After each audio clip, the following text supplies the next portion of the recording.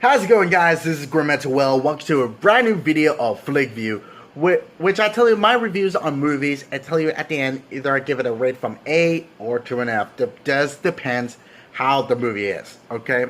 So anyway, since we all know we're only 1 week away from the premiere of Jurassic World Fallen Kingdom, which all of us Jurassic Saga fans are so happy that we can't wait to go see it. I'm pretty sure most of you are seeing it all across the globe, because, you know, timeline.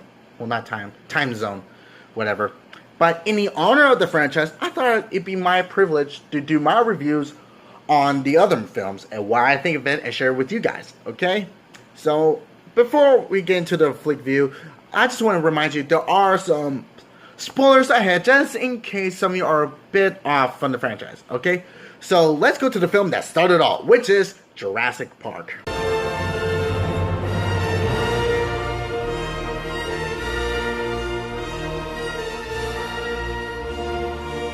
Since we all know that Jurassic Park was a book written by Michael Crichton, who decided to tell a story about a personal island that owned by a rich guy who had his own theme park of living, breathing dinosaurs, decided to bring tourist attraction to it.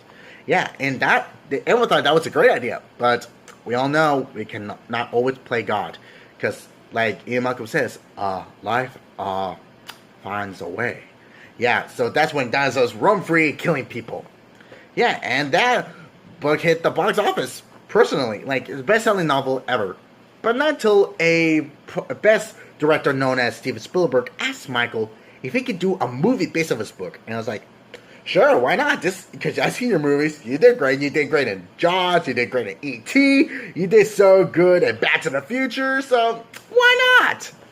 So, yeah. So, the story picks up of a paleontologist named Alan Grant and his girlfriend Ellie Sattler, who found a new skeleton for their dig site, but not until they get interrupted by a rich billionaire known as John Hammond, who comes to Grant and Sattler, see if they come to his personal island known as Isla Nublar, where he owns a theme park, and he also said, if you guys come to my theme park, is that your status, so maybe I'll fund your dig, money, because I'm a rich old motherfucker.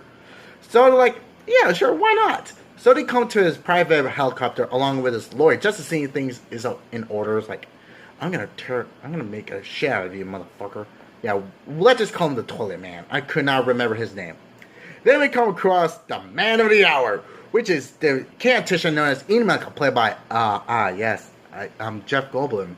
Yes, I'm playing as a chaotician. I go to an island full of dinosaurs. Yeah, yes, that's chaos theory. Yeah.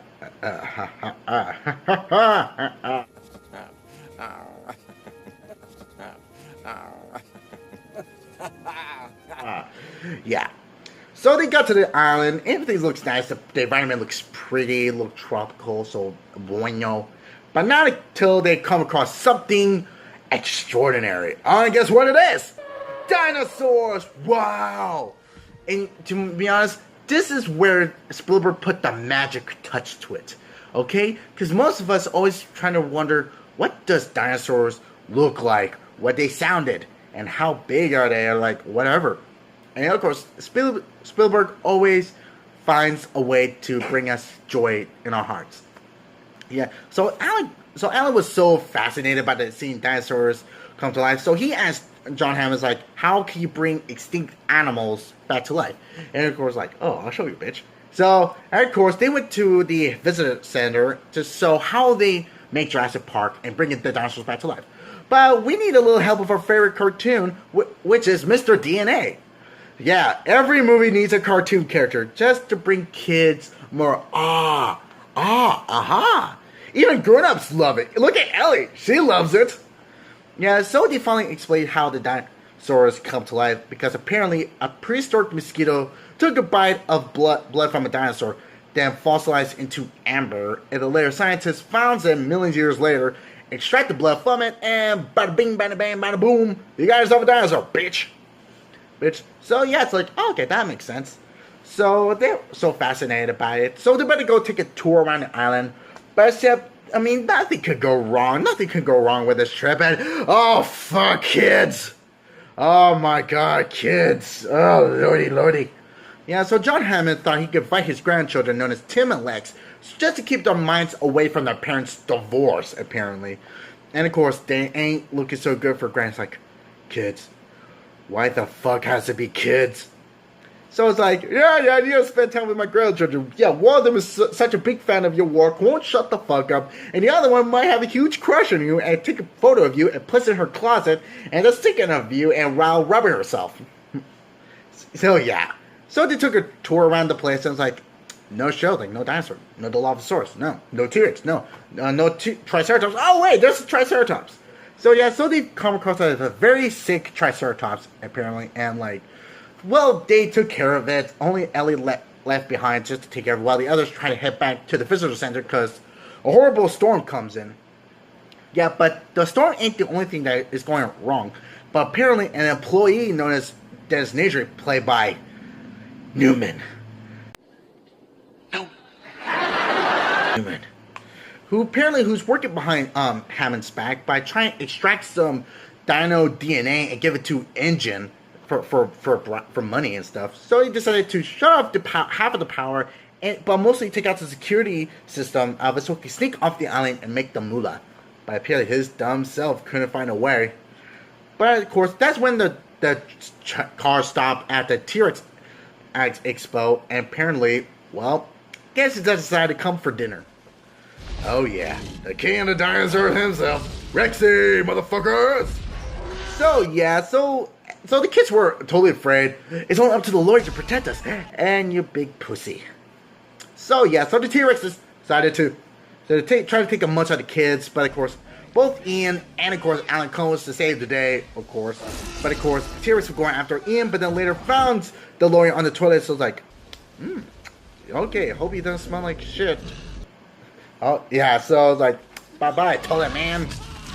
So yeah, so now the kids are lost in the jungles, and of course Hammond decided to send out to find them. But of course they need to find Nedry's too. But don't worry, fate will find a way to bring him to an end. So yeah, so Nedry ran into the Dilophosaurus. Thought it was cute, but of course his dumbass self doesn't know anything about dinosaurs. So take that, you fat ass. So yeah, so Ellie and Robert, the Velociraptor hunter, found it. Yeah, hold your skirts, ladies. Yeah, they found a shirtless Ian Malcolm. Yeah, Jeff Gold Beefcake. Yeah, so, of course, meanwhile, Alan started getting used to hanging out with the kids, started to build a bond relationship. You know, like, you know what, maybe I should, like, maybe have a kid on my own someday. Maybe. So, yeah, so the best way to turn back the system on is to shut the whole entire park off and reset the system. It works. But the thing is, they need to go to the power station to turn everything back on. But the bad thing is, raptors everywhere. Where, oh yeah, I even love this scene.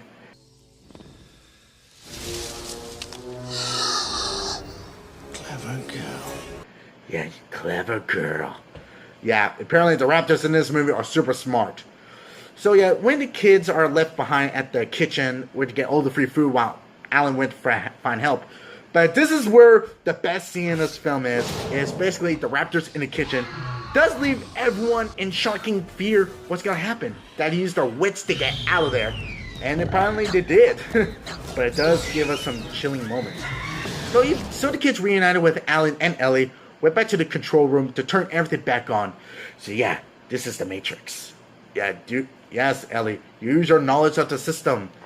Make sure the system doesn't take over the world, causing Terminators to attack us and having an army of Terminator dinosaurs kill us as well. Defeat the T-1000. Yeah, do it now.